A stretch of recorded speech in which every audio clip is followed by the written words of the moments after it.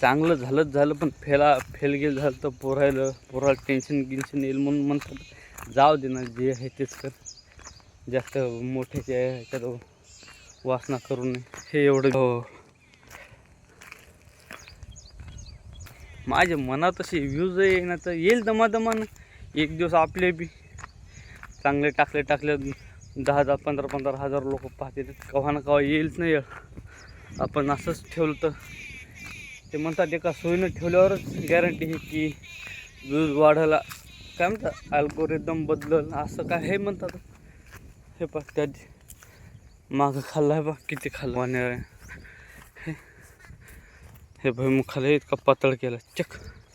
इकडे खाला, इकडचं काय पप्पाला काय माहीत नाही. ते येसून डाळे टाकून द्यायचे त्या कोपऱ्याला, म्हणजे मेळ लागला नाही पाहिजे.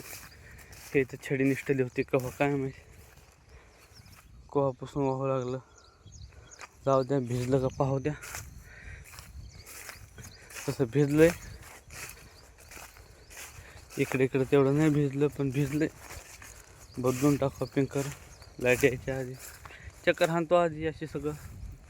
हे पान जवळ हे वाव शेतातून नदी येतं. हे वावर हे आपलं तुम्हाला सांगले ना किती. हे आमच्या बापूचं आहे. शेवालं आमच्या बापूचं आहे. हे आपलं आहे. या बापूमुळंच आपल्याला हे वावर भेटलेले. त्याच्या मदतीने झालेलं नाही तर काही वावर होत नव्हतं. पण झालं, नशिबात असेल तर आमच्या भेटायचं म्हणून ते बी आले की तुम्हाला त्याच्यामुळं भेटलं समजा जास्त कोण. नाही तर आम्हाला काय तिकडं मुंबईला वेळ नव्हता. बापू आले, आपले घ्यायचं कवर ते घेतलं बाबा.